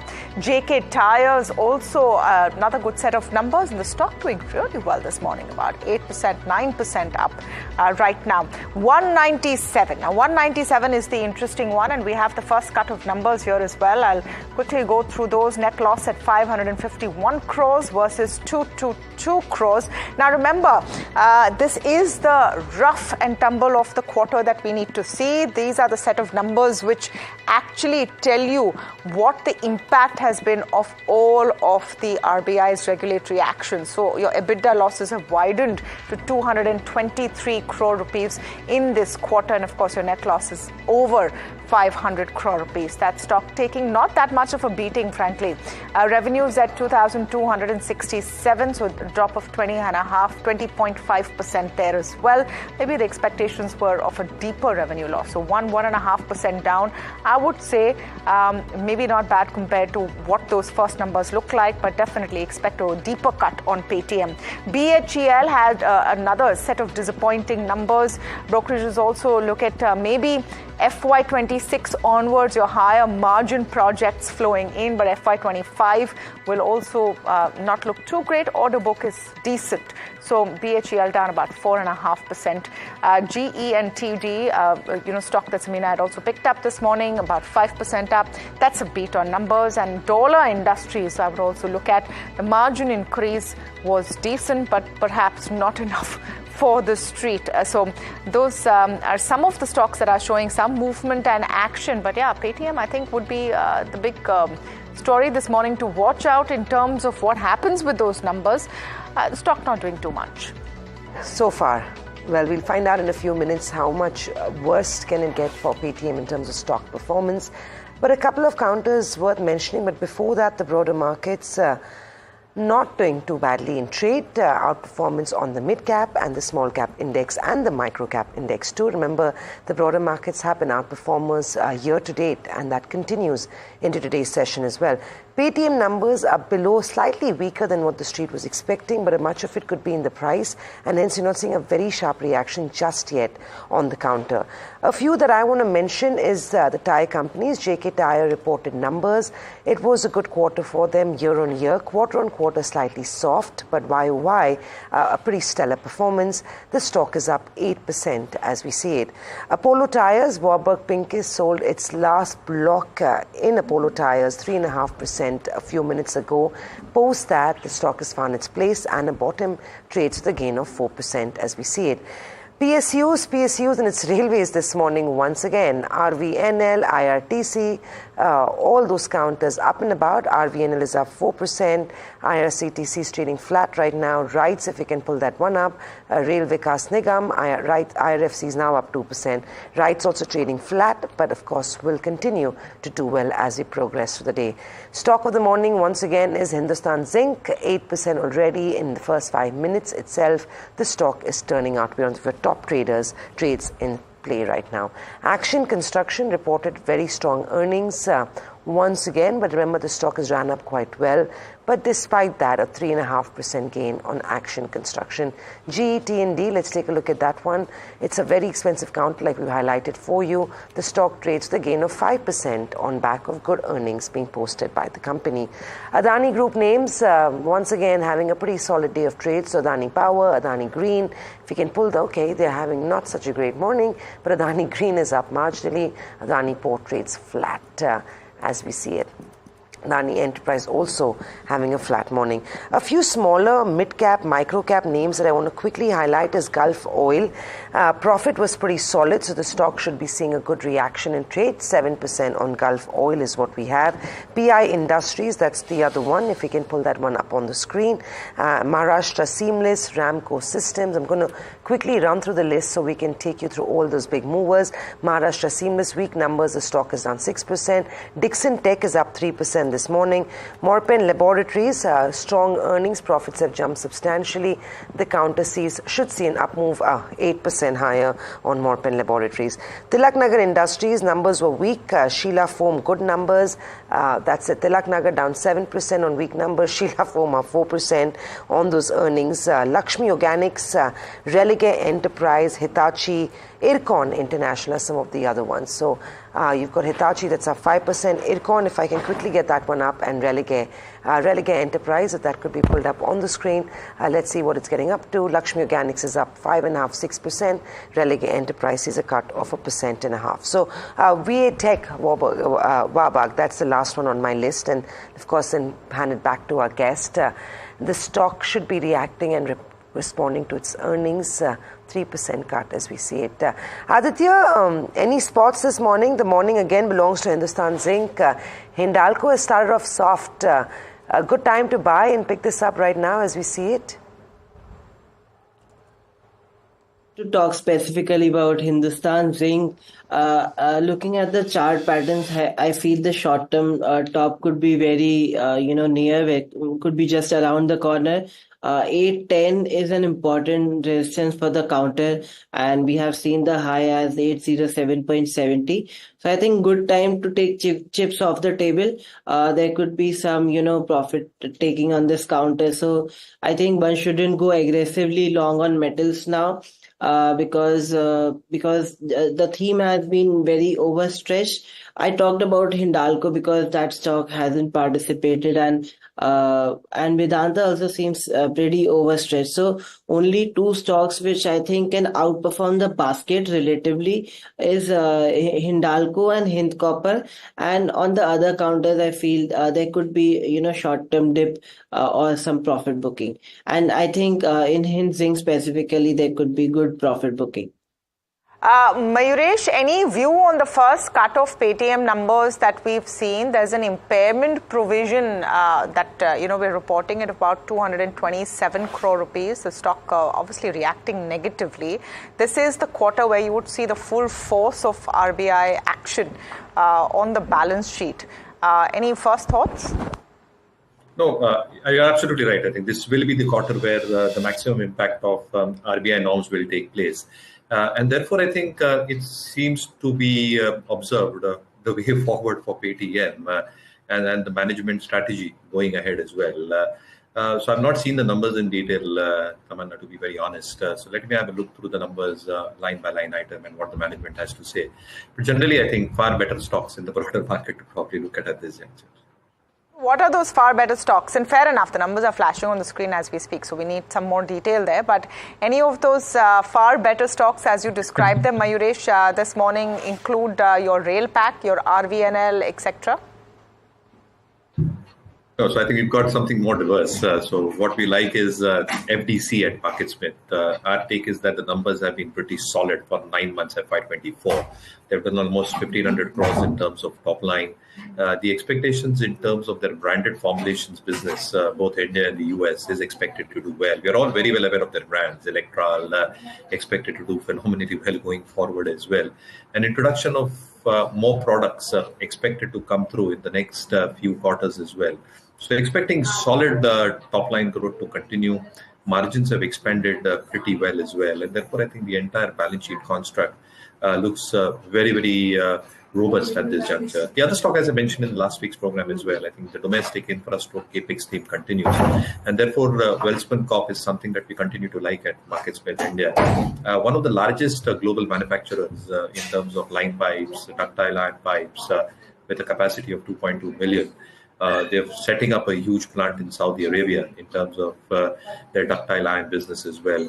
expectations in terms of the Nal Se Jal Yojana, which is almost 70,000 crores in terms of allocation, the piped gas, which is expected to go to 15% from 16,000 odd kilometers to 27 odd thousand kilometers, will mean that more pipelines are expected to come through, and with good margins as well. They've reduced their net debt, and therefore, from a balance sheet construct, from expectations of earnings growth, the EPS, RS rating, the institution holding as we see it, cancelling. I think most parameters are getting fulfilled. So I think FDC, Western Corp, some of the stocks that you can keep on your radar.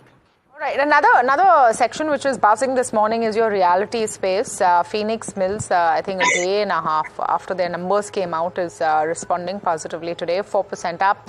Macrotech, Godrej Property, DLF, all your usual suspects are doing fairly well. The news story this morning is also the 197 numbers. Paytm's Q4 net loss has widened to 551 crores. Pragati has had an opportunity to look at the first cut of numbers. Pragati, what do you spot?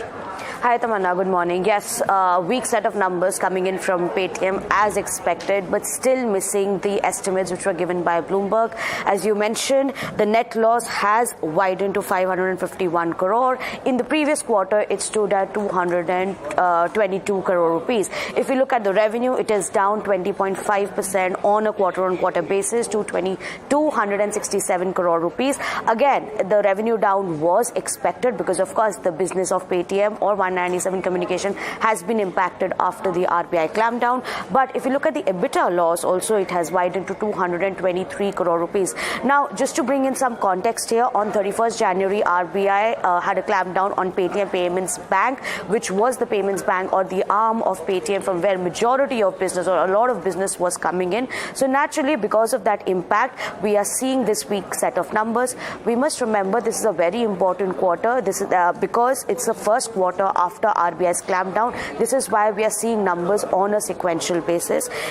We must also remember that that Paytm has made an impairment provision, that's what they are calling it, of 227 crore rupees in line with RBI's clampdown or due to RBI's clampdown. They also said that they are expecting the financial impact to be rather less in Q4, but the full impact to be there in the first quarter of FY25. Accordingly, they expect a revenue impact of 1,500 to 1,600 crore and EBITDA before ESOP about 500 crore rupees. So a very mixed set of numbers, definitely in line with weaker expectations, but still missing the Bloomberg estimates. This was the first take for you. We'll bring you more updates as and when we have them. Yes. Sorry, so that was the first cut on Paytm. Of course, we'll wait for those updates as and when they come. Mayuresh, I just wanted to get your take, not on Paytm, I know you need time to see those numbers, but on Nykaa Sun Pharma, only because those two are also expected today. And, as we're on the fag end of the result season, do you expect anything exciting from either of the two? Not really. But again, I think the pipeline for Sun Pharma, Tamanna, looks very, very interesting because what they probably got in terms of their phase 3 trials, specialized drugs, and as they come to a conclusion stage, the kind of exclusivity that Sun Pharma will get for a few of these drugs as it happens over the next few months and quarters, that exclusivity will give them good revenue visibility, good margins. And therefore, I think the product pipeline that Sun Pharma has created is something to probably look at. The second element obviously has been the FDA concern surrounding their plant. And if there is some element of positive traction happening on this front over the next few months and quarters as well, I think that gives a huge boost in terms of more products that can come through this plant as well. And last but not least, I think the R&D expenses have now got normalized to a large extent.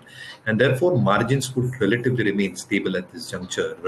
With more FTFs and ANDAs coming through on the specialized front, there is some element in terms of margins actually expanding from the base that it is creating.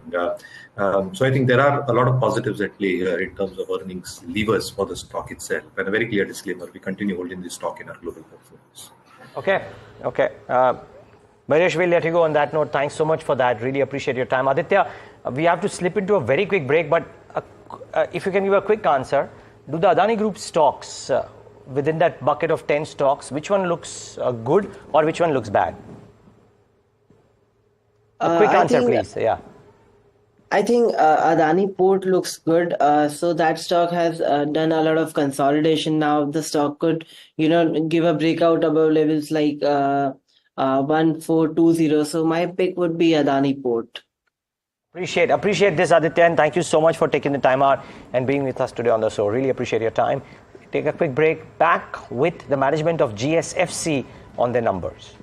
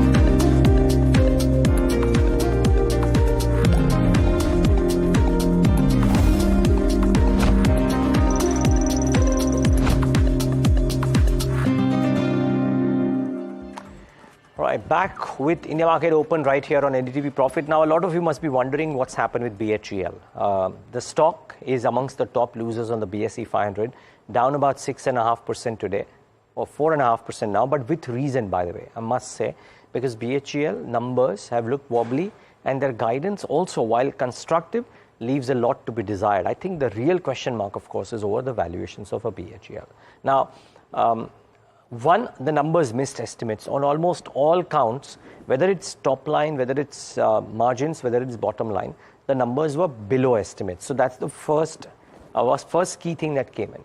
Then, if you look at the con call takeaways, there was optimism, yes, but the companies said unequivocally that they may not be able to better the margin profile that they did in FY24. So in some sense, there is no uptick on margins that is coming in.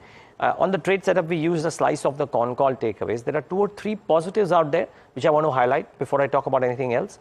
So now these are the results notwithstanding. The company said that they are very constructive on the quantum of gigawatts of order flow coming in for BHEL. So that's part one. And they are also constructive on the defense segment. In fact, they are going to launch a prototype sometime in this year as well. So in some sense, for the outlook being given, it's very positive. But here's the thing, that it trades at valuations which are so expensive that CLSA, despite factoring in a 1,500 crore operating profit versus 280 crores in FY24, still has a sell on frothy valuations. So that's the thing about BHEL. Now, the other thing is GSFC, where the stock has corrected. I would suspect has corrected today. Let's bring that stock up. I'll be really surprised if it's not corrected. Down about 7.5% because the numbers leave a lot to be desired. Mr. V.D. Nanavati, the Executive Director of Finance and CFO of the company, joins us right now on the phone line to talk about these numbers. Mr. Nanavati, thanks so much for taking the time out. Good morning to you. But I understand that it's not very happy hunting grounds for fertilizer companies because the raw material prices are moving up, subsidies not there, and it's showing in the hit that all companies are taking on margins, including yours. Correct. So what's happening? The outlook and why did this happen and how bad can it get? No, it will improve. This is the bottom, along with the lower, subsidy level versus higher input cost. We also had the Red Sea crisis that delayed the shipment of inputs in the Q4. So the production and sales, everything were affected.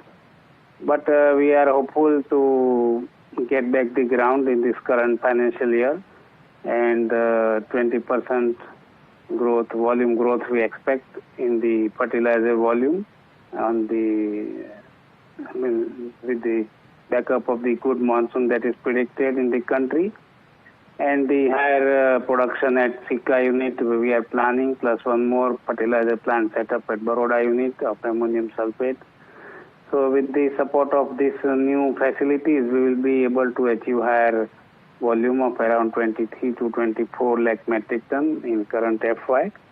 So that is what the positive thing is. As far as IP industrial product is concerned, still the headwinds of lower realizations continue, and immediately we don't see any turnaround in this chemical sector. So still there will be, we'll be meeting the demand, there will be turnover, but margin will be under pressure. Okay. So I hear that you're saying that there will be volume growth, Mr. Nanavati, but will that volume growth of 20% or even 23, 24% have operating leverage benefits? Would margins move up from either the 1% in March quarter or even the 5% in December quarter, which is not great either? What do you expect FY25 average margins to be like? Yeah, we also see some margin growth in FY25 over the yearly performance of FY24. How much? Over FY24, whatever PBT we achieved, we see some growth in the PBT in the current financial year. So some improvement in margin is seen. No, sir. Sorry. Sorry, I just want clarity. You are anyway showing a volume growth, so the PBT is going to go up. I have no doubts on that. My question is, from the 6% EBITDA margin that you've plotted, or operating profit margin that you had in FY24, can it go up to 7, 8, 9%? Or would it be double digits, or difficult to say? No, difficult to achieve. But let us hope post-election results, some improvement in the subsidy regime also is taken to correct this anomaly at present, because still the raw material prices are high. It's not gone down the way subsidy is structured for the FY25 also. So already government is feeling the shortage of DAP in the country, and fertilizer companies are reluctant to either produce or import DAP.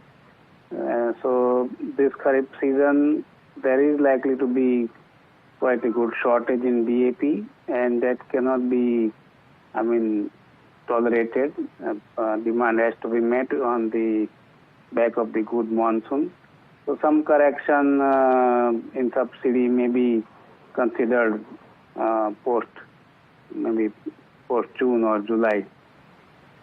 Right. So I think, Mr. Nanavati, fair for us to assume that the first quarter of FY25 may still be a little soft, and we hopefully will see the sector and your company seeing an improvement in earnings going into second quarter of FY25.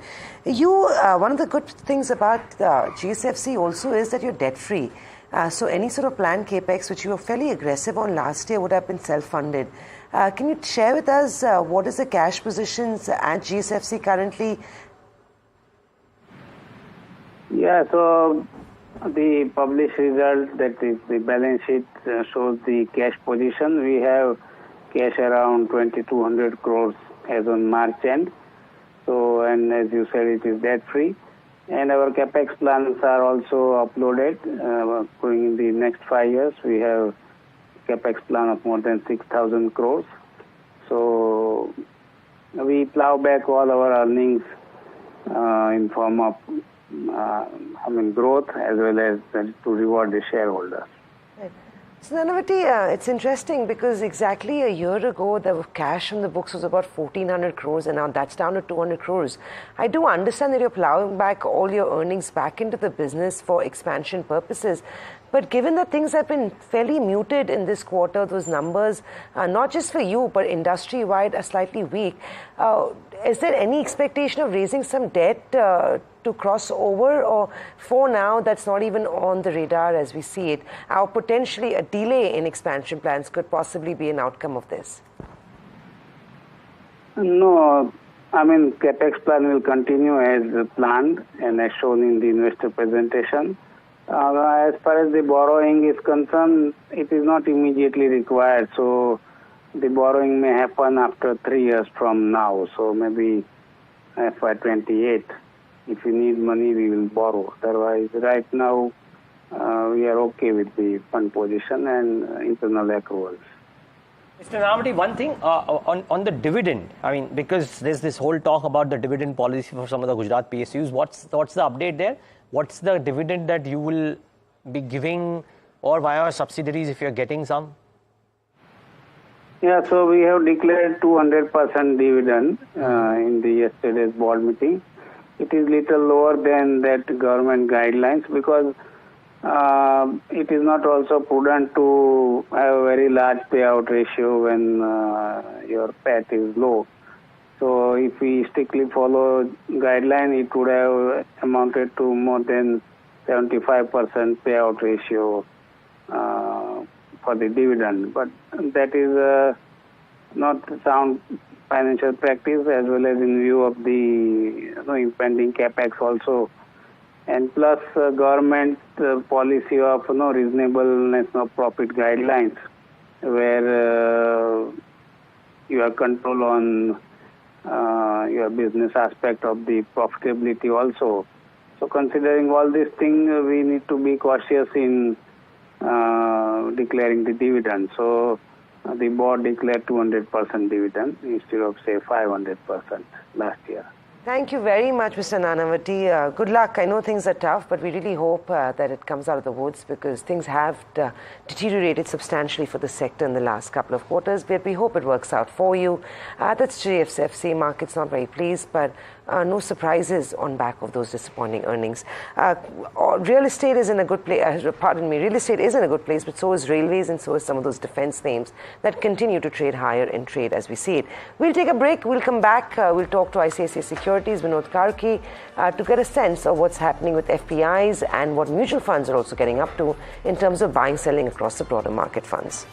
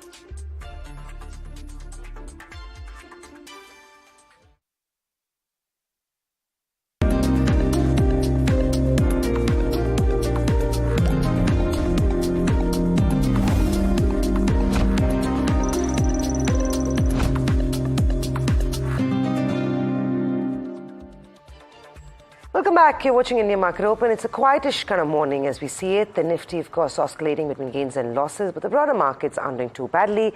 22,500 is what we're trying to hold on to. Well, we have a special guest this morning, Vinod Karki, Senior VP Equity Research of ICICI Securities, joining in on a recent report put out by ICICI Securities. Vinod, firstly, a very happy birthday to you, and thank you for taking out the time to be talking to us on your birthday. Thank you so much. Thanks for the kind wishes. Vinod, let's start with what the biggest talking point on the street has been for the last couple of months. FPIs have turned net sellers. FPI holding in Indian equities at a decade low. Those are largely headlines. At the same time, the Nifty, of course, trades close to its life highs. So you'd imagine that with FPI selling, the markets would be under pressure, but that's actually not happening. Give us a sense of what FPIs are feeling. What is the reason for the selling? What are you picking up? Yes, so if you look beneath the so on headline, it seems that current year till date, we are, I think, more than 2 billion negative outflow. But when you look underneath, what you realize is some of the, what you should say, excesses of the past. Some of these private sector banks where FPIs had a significantly higher weightage, I think that is reversing. So typically, when you look at FPI selling and the risk off environment, which is called, you have to look at which sectors are getting sold off.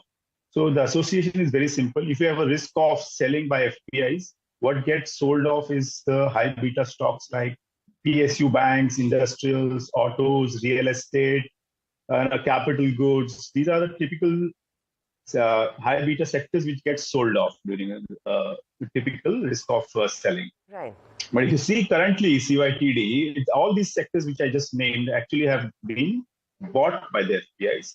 What has been sold by the FPIs is the opposite, which is the defensives, which is IT, FMCG, global commodities, and these the few private banks where bulk of this selling is actually concentrated. So which doesn't give me a sense that the FPI selling is something which can be a signal of a risk of selling by FPI. That absolutely is not there in my mind.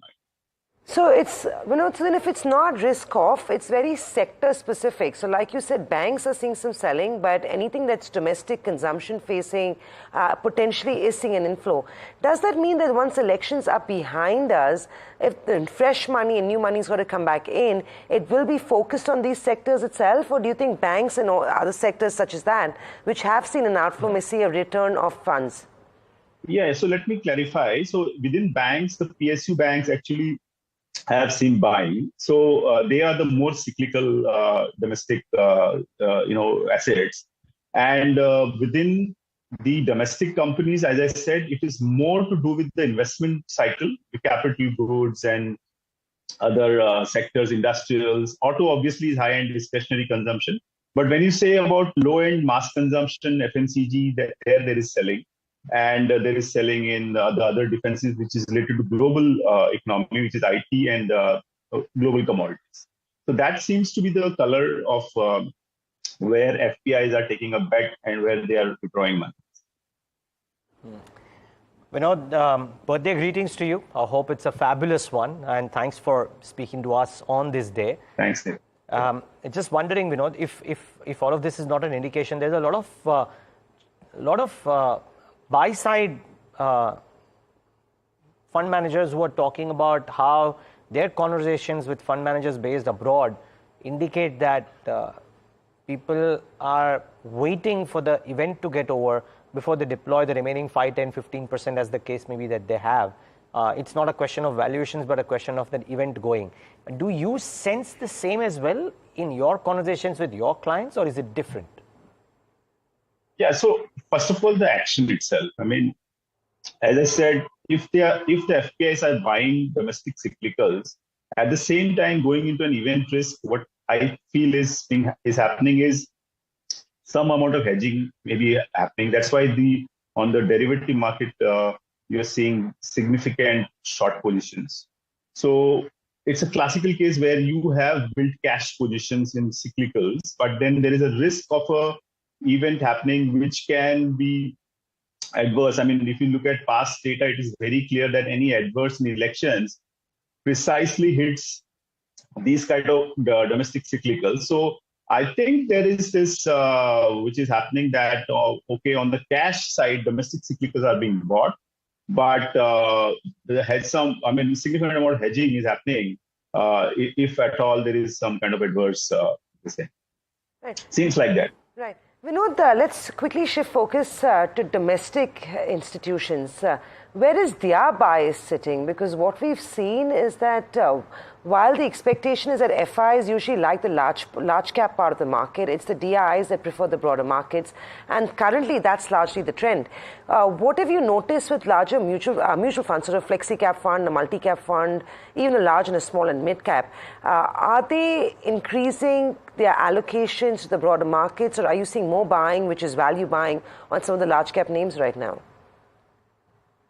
So if you look at the domestic mutual fund action for April, it's very clear that we haven't seen in any category, be it mid, small, or any of the other categories where we have seen outflows from these funds or selling.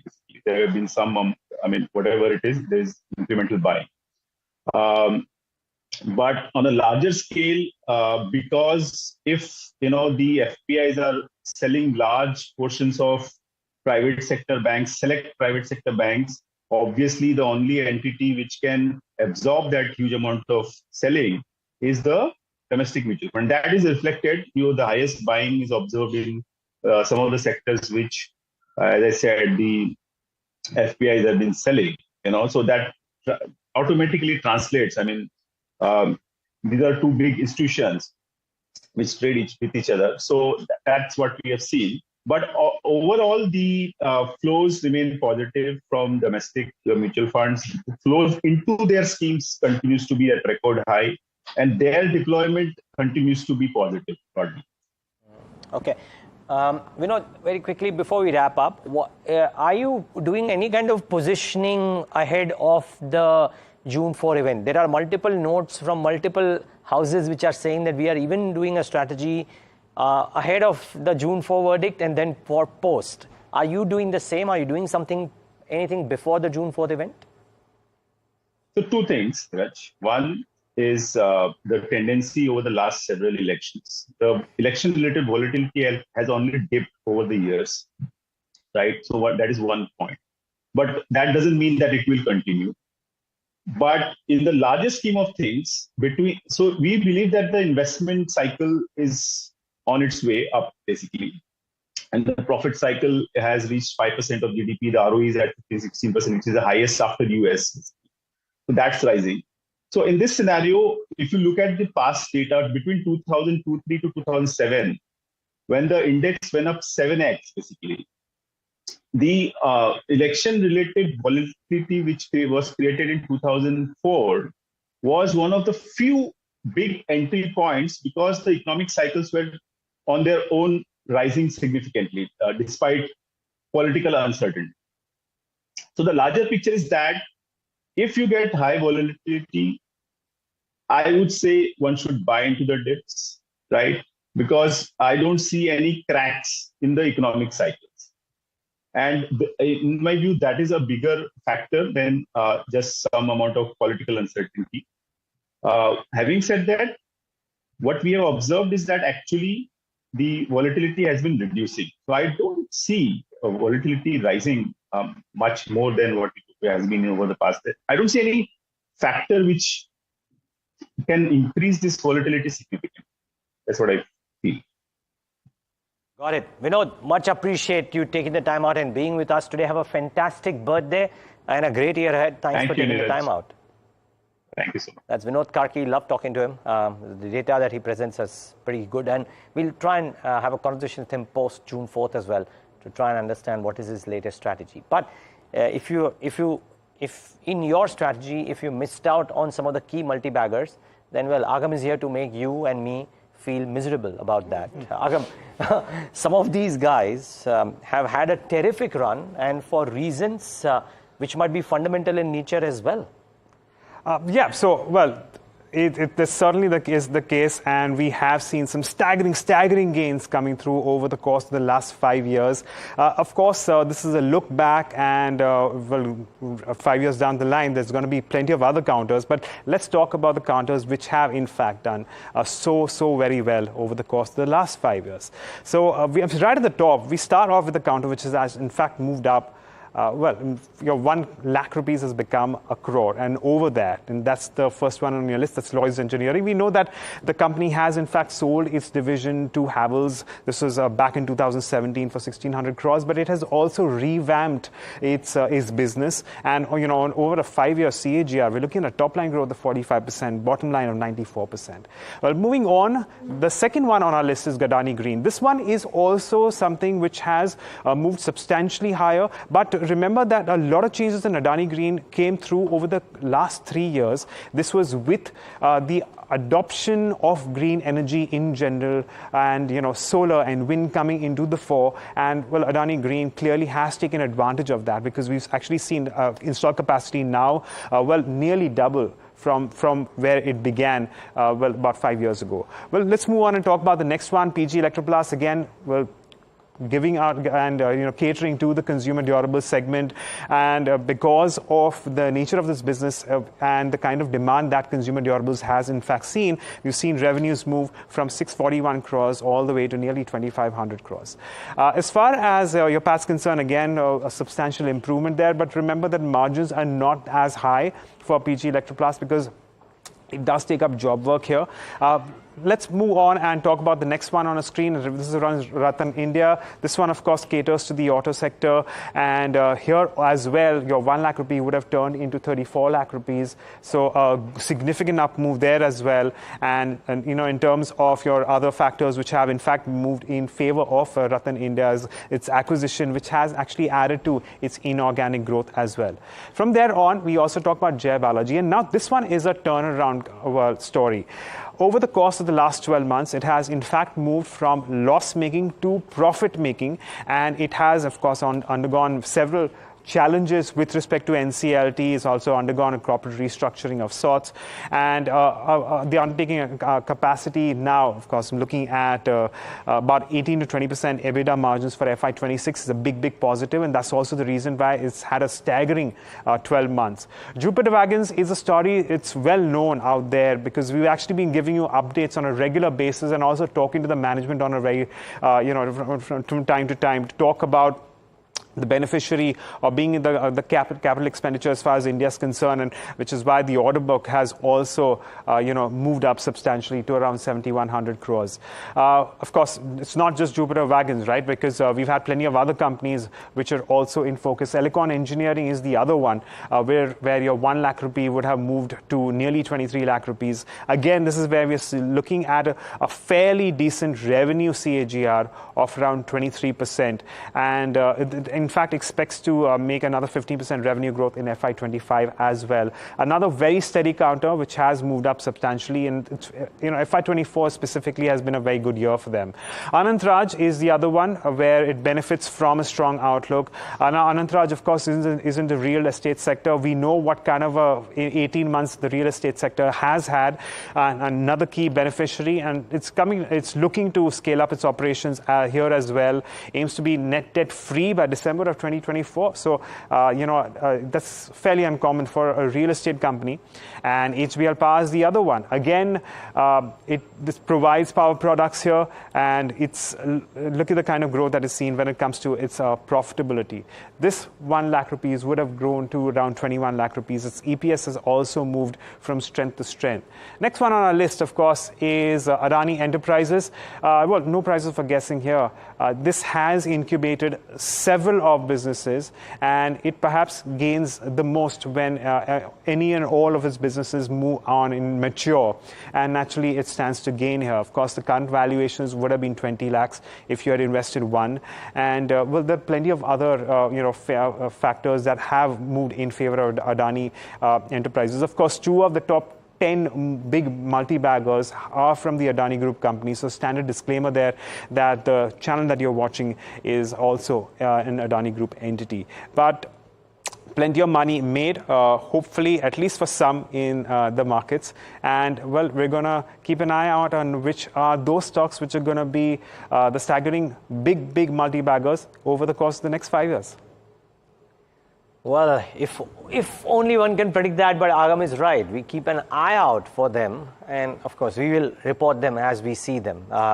But with that, it's a wrap on India Markets Open. Thanks so much for tuning in. Up next is Talking Point.